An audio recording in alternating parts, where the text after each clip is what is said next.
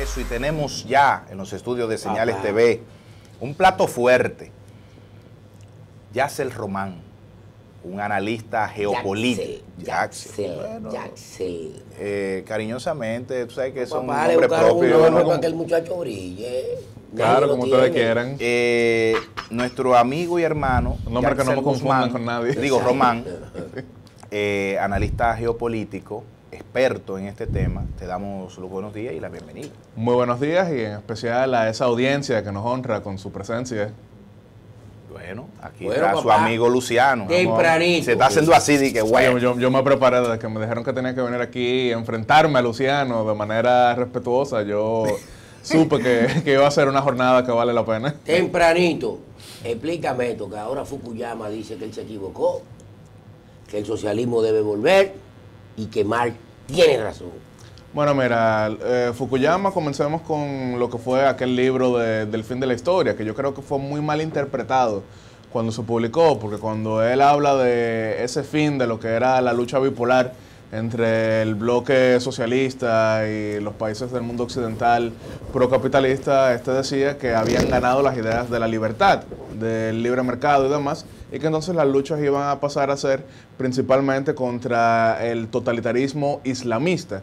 Eso no fue tan así, porque si bien desde luego la desarticulación de la Unión Soviética cambió la manera en que estaba funcionando la política internacional, lo cierto es que principalmente con el resurgir de los sectores de izquierda, una vez Hugo Chávez se instala en el poder y varios otros satélites se instalan en lo que es Ecuador, en lo que es Nicaragua, en lo que es Bolivia, y desde luego el nuevo fortalecimiento de lo que es Rusia con la llegada de Vladimir Putin, que inicialmente se veía como proamericano, ya aquella visión de solamente luchar contra el islamismo totalitario quedó un tanto desfasada.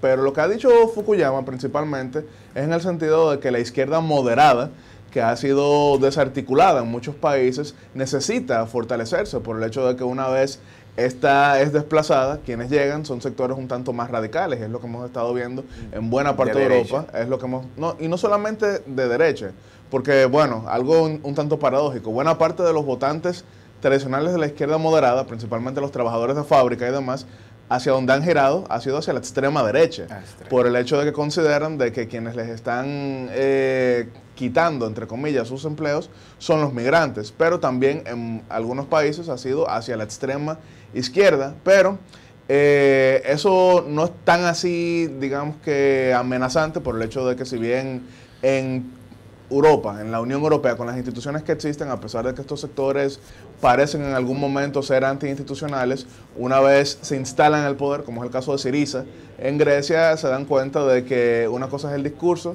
y otra cosa es la práctica, que una cosa son las políticas y otra cosa es la política. Y por eso yo creo que lo que dice Fukuyama tiene bastante sentido, porque hacen falta estos sectores moderados que impulsen un debate político basado en la institucionalidad y no en el populismo demagógico. Yacel, ¿a qué tú crees que se debe ese respaldo de los sectores, como tú dices, de trabajadores que se han inclinado por la ultraderecha en los últimos tiempos? Se ve de una manera evidente en muchísimos países, incluso de Europa, donde Europa, yo diría, y pongo como un comentario, dentro de esa ideología e inclinación, hay como un giro entre veces, propiamente muchos expertos han dicho que por un tema de gobernanza, el factor gobernanza y no ideológico. Pero tú que eres el experto, ¿a qué tú crees que se debe que ese giro tan radical? Sí, como bien dices, esto se ha visto principalmente en Europa, pero también en otros países. Pero cuando vemos, por ejemplo, el mapa electoral de lo que fue la victoria de Donald Trump en Estados Unidos, notamos que lo que habían sido bastiones azules, como se refieren a esas... La ola azul. A esas demarcaciones en las que los demócratas solían dominar, como es el caso de Michigan, que tiene a General Motors y una gran cantidad de fábricas, principalmente ensamblaje de automóviles, que una vez vieron disminuir dicha producción porque se estaban estableciendo en otros países, principalmente México, o que, por ejemplo, muchos de sus empleos estaban siendo ahora ocupados por migrantes. Esa ansiedad económica lleva a que estos escuchen lo que son los cantos de sectores nacionalistas. Y por eso vemos algo interesante, y es que, como bien por ejemplo sabe Luciano, desde lo que fue el auge de Margaret Thatcher y Ronald Reagan, la derecha pasó de ser estatista a ser una derecha liberal, o como lo llamaban principalmente los sectores de izquierda, neoliberal, pero con este resurgir de sectores más conservadores en el tema migratorio, hemos visto que se establecen como estatistas e incluso proteccionistas, es decir, un discurso que sería agradable para los votantes tradicionales de izquierda en cuanto a lo económico, pero también entonces agradable para los sectores conservadores en lo social, y esa combinación se ha visto, por ejemplo, en Francia, cuando el Frente Nacional, que ahora se llama el Rally Nacional, logró atraer a buena parte de lo que eran los votantes socialistas, pero también lo hemos visto en Noruega, lo hemos visto en Dinamarca, lo hemos visto en Alemania, lo hemos visto en Suecia, donde ahora mismo tienen una situación que no han podido formar gobierno por el hecho de que el sector nacionalista, que ellos intentan mantener alejado de la discusión formal, logró el 20% de los votos, es decir, un 20% de la representación parlamentaria, sin el cual resulta bastante difícil formar gobierno. Pero así como en Estados Unidos es principalmente por la ansiedad económica, en Europa nórdica, en Europa del Norte, ha sido por la ansiedad social basada en un auge de la migración como nunca antes se había visto. Porque si bien Alemania fue el país que a nivel de número bruto recibió la mayor cantidad de migrantes del Medio Oriente del 2015 en adelante, con alrededor de 2 millones, per cápita quien mayor cantidad recibió fue Suecia. Y eso siempre crea impacto social innegable, porque cuando estamos hablando de magnitudes tan notables, entonces hay una reacción. Incluso, por ejemplo, en América Latina, no a ese nivel, pero hemos estado viendo que el auge de la migración venezolana en varios países ha causado cambios en el discurso político. Colombia, que había sido tradicionalmente un país emigrante, ahora ha asumido una parte de su dirigencia un discurso nacionalista con el tema venezolano, incluso Perú también. Entonces eso es entendible, pero lo cierto es que los sectores políticos van a tener que adaptar su discurso para poder precisamente hacer frente a lo que son estas ansiedades, tanto económicas como sociales, de un segmento muy importante de la sociedad. Jackson, siempre, y analizando esto, a mí me gusta mucho analizar la geopolítica tocando siempre la base dominicana, porque a veces como que uno se despega, porque nosotros nos jugamos un papel fundamental que cambia el curso del mundo, pero lo importante para la teleaudiencia dominicana y para los dominicanos es cómo eso nos afecta.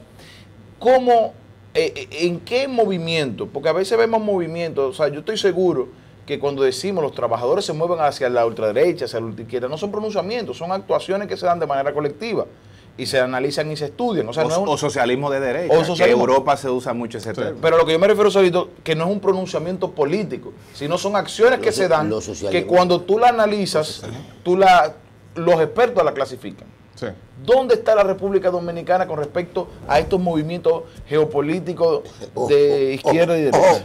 Sí, bueno, como bien resaltas, una situación innegable es que República Dominicana, por nuestro tamaño, no vamos a cambiar el mundo con lo que sucede aquí políticamente, pero precisamente por nuestro tamaño, por nuestra conectividad, por nuestra apertura, tanto económica como social, como diplomática, como cultural, lo que sucede a nuestro alrededor termina impactando. Y yo voy a citar algo que muchos de los televidentes pueden entender, y es que, por ejemplo, República Dominicana tiene una situación histórica con nuestro vecino, que es Haití. Y durante muchísimo tiempo República Dominicana no ha podido siquiera levantar la voz sin que vengan una cantidad de ataques feroces por parte de lo que es la comunidad internacional.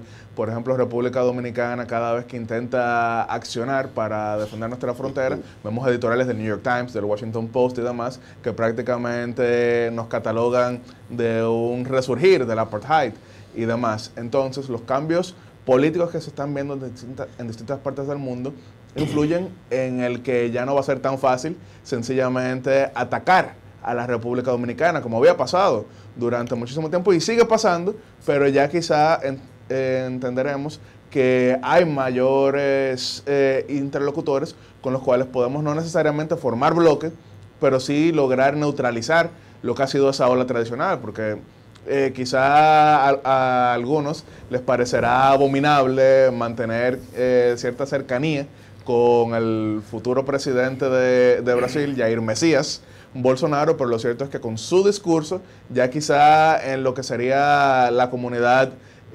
americana, lo que hace República Dominicana no vaya a pasar tan controversial. No sea tan satanizado. No sea tan satanizado porque le van a poner mayores atenciones a otras cosas, pero también por ejemplo, lo que es la crisis migratoria venezolana y demás. Entonces, cuando vemos que tantos países se están casi que volviendo locos por cómo van a manejar este flujo, entonces van a ver que República Dominicana, precisamente, que comparte frontera con el país más pobre del hemisferio occidental, durante todo este tiempo intentando de alguna manera regularizar tal situación, entonces no era tan, digamos que extremista la manera en que estaba tratando. Entonces, precisamente, esos cambios políticos influyen desde el punto de vista que República Dominicana puede tener un mayor margen de actuación. Y eso solamente desde el punto de vista que decía en cuanto a Haití, porque desde lo económico, desde lo cultural y demás, también hay muchísimas otras cosas. Jackson, ¿tú crees que la República Dominicana debería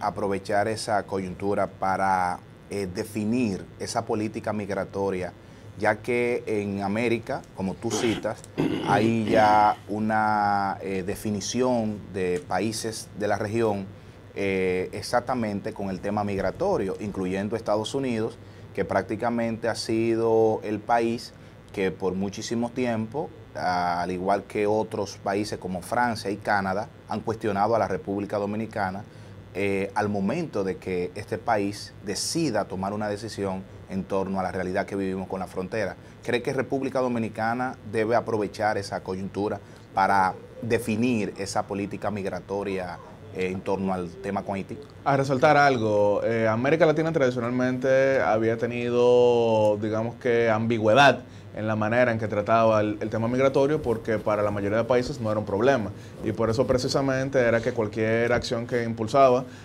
nuestro país entonces se veía como escandalosa, por el hecho de que son muy pocos los países latinoamericanos que han tenido tales situaciones, pero eso ha cambiado, y precisamente porque eso ha cambiado, entonces ya el contexto también se torna un tanto más propicio para mayores definiciones. ¿Por qué digo mayores definiciones y no definición en general? Porque lo cierto es que la más reciente reforma constitucional abarcadora, porque tuvimos la del 2015, pero la del 2009 para proclamarse 2010 fue bastante más amplia, establecía condiciones para lo que sería el Ius Soli. Sí. Y eso no le cayó muy bien a la comunidad internacional, pero cuando hemos estado viendo que ya los flujos principalmente en el hemisferio occidental se han vuelto más problemáticos, entonces ya otros países están impulsando situaciones similares. Porque mira, para ponerte algo en contexto,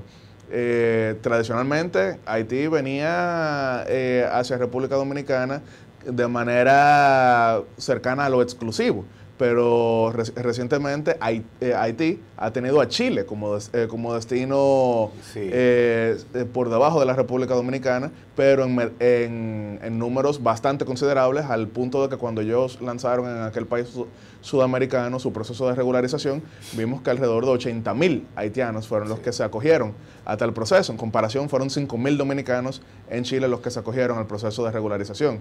Pero precisamente como ya dicha inmigración no es solamente vista como un problema dominicano. Sí, pero Chile vio a Haití como una carga. Sí, pero precisamente, pero a eso voy. Precisamente como ya eso no se ve de manera exclusiva como un problema dominicano, entonces ya se entiende que no puede solamente buscarse una solución al drama de Puerto Príncipe en Santo Domingo. Y así mismo hemos estado viendo que el propio debate sobre lo que es el Ius Soli, su alcance y cualquier tipo de limitaciones. Aunque Piñera fue cuestionado porque lo le dio a República Dominicana una garantía y como ese bien recibimiento, al igual que los venezolanos. Pero a los haitianos se vio diferente. Sí, bueno, de por sí eso fue uno de los puntos de crítica del presidente Sebastián Piñera, y fue que principalmente a los venezolanos se le dio un mayor vía de regularización. Incluso algunos sectores en Chile dicen que los propios dominicanos, venezolanos y peruanos, que son sectores migrantes considerables en Chile, que no había tenido esas olas migratorias en los últimos años, ha sido principalmente con su despegue económico, pero decían que esos sectores, incluyendo a nuestros compatriotas, habían recibido un mejor trato que los haitianos, que por ejemplo vimos que se lanzó un llamado plan retorno para que algunos haitianos regresaran a la isla de la Española.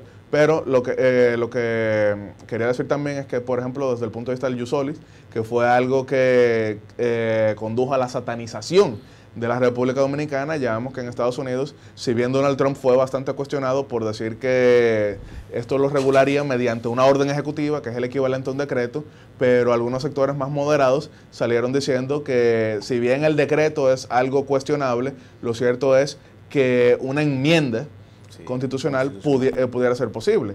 Ahora bien, incluso de por sí la 14ª enmienda, que es la que establece la igualdad de protección para los derechos de los nacidos en Estados Unidos, que había sido impulsada para principalmente garantizar los derechos de los hijos de libertos y los propios libertos tras la guerra civil, no necesariamente se refiere a la totalidad de las personas nacidas en Estados Unidos. O de los que lleguen después. Y eso es un debate. Bueno, que por cierto, para poner un pequeño paréntesis, tal enmienda hubiese beneficiado a la República Dominicana si en el 1870 el senador Charles Sumner no hubiese tumbado lo que era la anexión de República Dominicana a Estados Unidos, porque recordaremos que tras la guerra civil, Estados Unidos, bajo el gobierno de Ulysses S. Grant, entendía que anexando la República Dominicana podía ampliar su frontera y podía trasladar a los libertos del sur hacia otro territorio que eventualmente podía ser Estado. Incluso de por sí, como pequeño dato, el último discurso de rendición de cuentas, el llamado Estado de la Unión del presidente Ulysses S. Grant, ya en los últimos 2 párrafos resalta que le pesaría a Estados Unidos no haber anexado a República Dominicana, porque decía que nosotros íbamos a despegar como uno de los países más ricos de todo el hemisferio occidental. Bueno, ya ahí estamos. Vamos de camino, no hemos llegado, pero vamos de camino. Él se encontró con un mulato incómodo. Sí. Gregorio Luperón. Así es.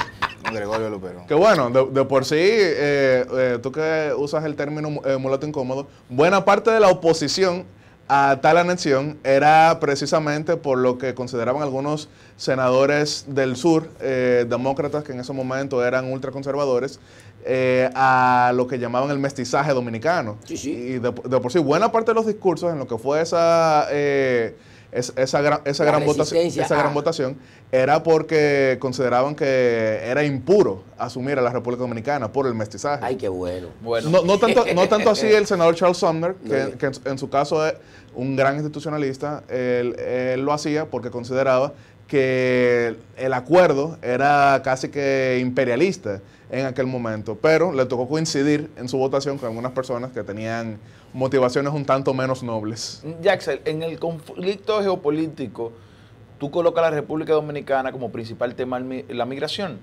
Y me hago la pregunta, porque hay 2 corrientes sobre el conflicto haitiano. Sí. Uno, lo que se discute y se debate en los organismos internacionales y la geopolítica, y otro local que habla sobre el contubernio, las mafias, la corrupción que hay en la zona fronteriza, el beneficio que tienen grandes empresas y grandes emporios comerciales, industriales, sobre todo del campo, que se benefician de la mano de obra haitiana, que son los que mantienen esa frontera abierta. Entonces, pregunto, el conflicto migratorio, la debilidad migratoria que tiene la República Dominicana es porque ha perdido la batalla de la discusión en los organismos internacionales, o es porque el contubernio y la corrupción local le han impedido poder aplicar la ley migratoria que fue aprobada hace más de 10 años? Es una mezcla, porque por un lado tenemos la situación de que República Dominicana ha perdido la batalla de la opinión pública a nivel internacional. Eso es innegable, por más que nos duela. Es muy difícil levantar un discurso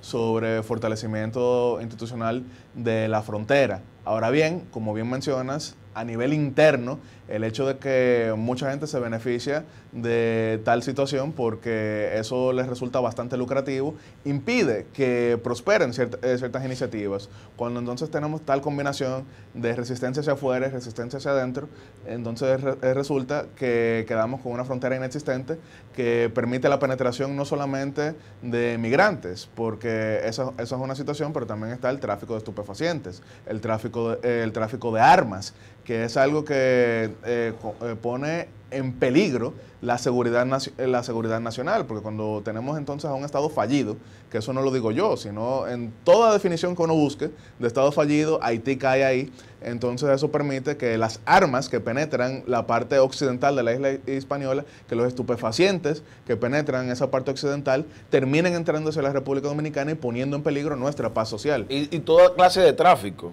Porque por ahí también se dan aquí que la gente se hace de la vista gorda, las autoridades se hacen de la vista gorda, de animales, sobre todo, de especies que no son endémicas de la República Dominicana. Ni de la isla, que tienen una connotación en temas de animales de veneno, depredadores y un sinnúmero de situaciones que no ha puesto en riesgo y ha venido precisamente de esa frontera abierta y ni siquiera hablar de la posibilidad de una contaminación de enfermedades que también podría venir. Sí, claro, qué bueno que mencionas el tema de enfermedades porque esto es algo que yo trato bastante. Recordaremos que hace alrededor de 5 años el Centro Carter, que dirige el expresidente Jimmy Carter, que es mayormente conocido por sus temas electorales y sus temas de construcción de vivienda, pero que también trata el tema de salud pública, hablaba sobre una iniciativa para eliminar la malaria en la isla de la Española. ¿Pero por qué hablaba de la isla de la Española? Porque hay una situación. En el hemisferio occidental, la única isla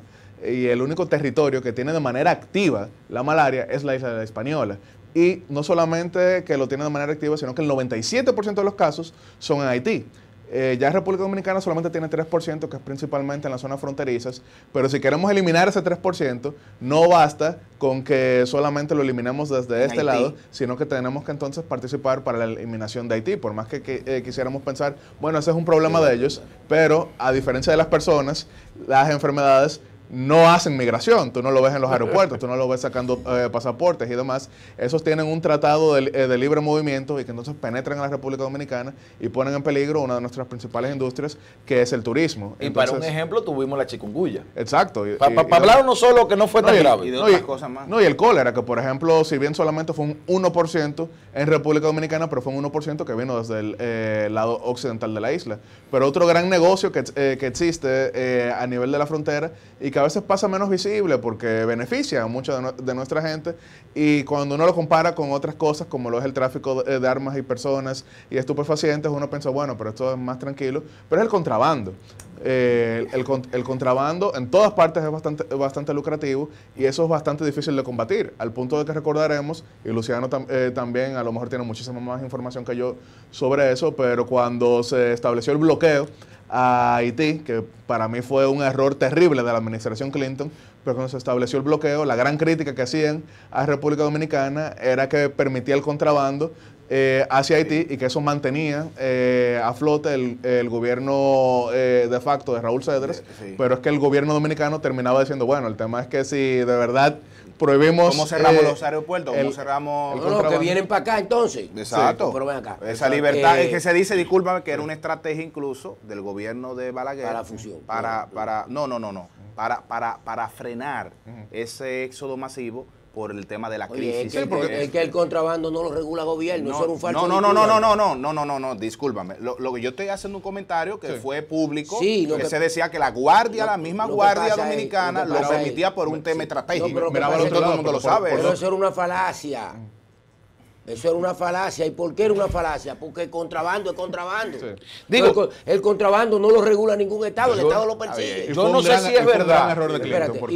Yo no sé si es verdad, pero en Wikileaks, de los datos que salieron, había una declaración de un expresidente de la República que decía que le tenía miedo a las mafias que habían en la frontera.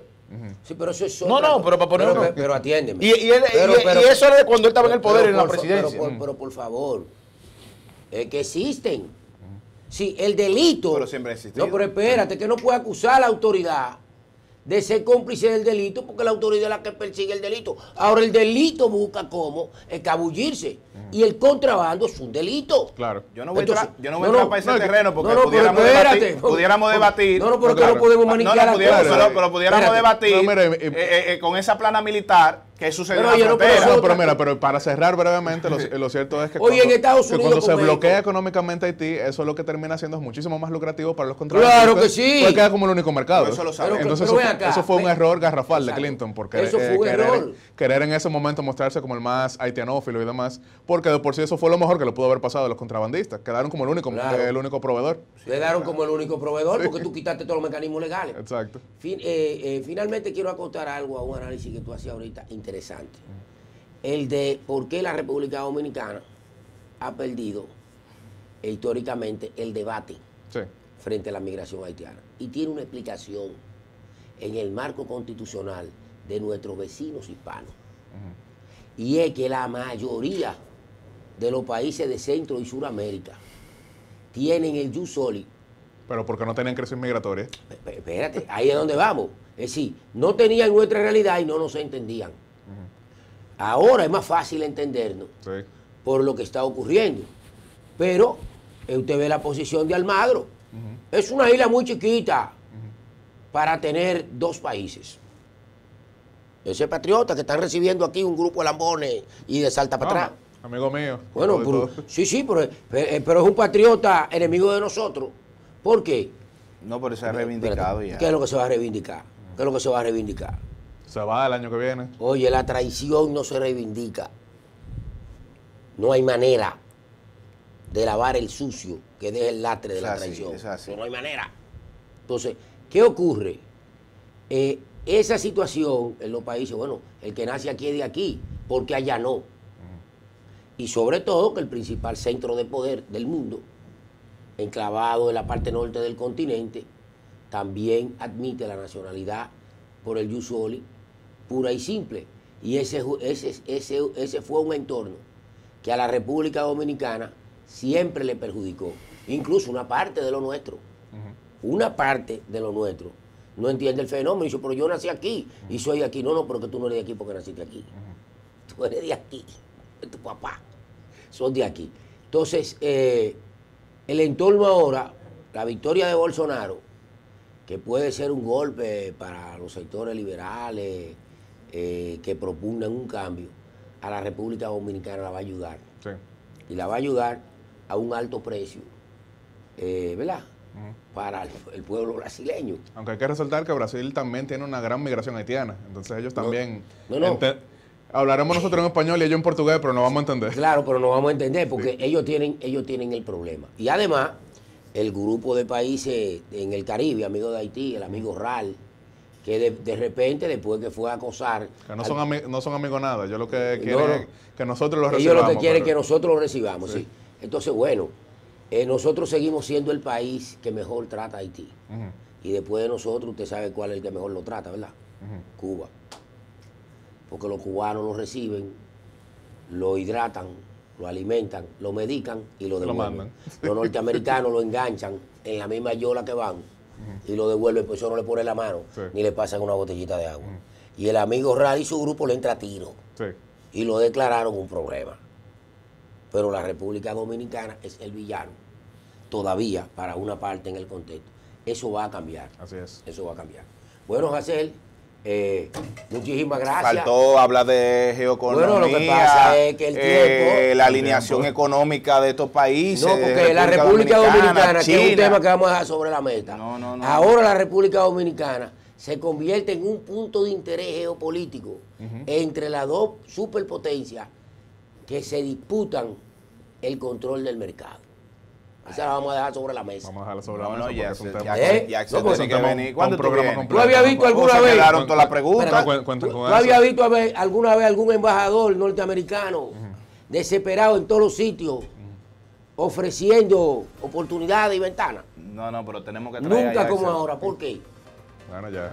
Porque hay la contradicción principal desapareció y ahora pasó otra a ser la principal. Bueno, nosotros prometemos volver mañana con otro teleanálisis. Y con Jackson también.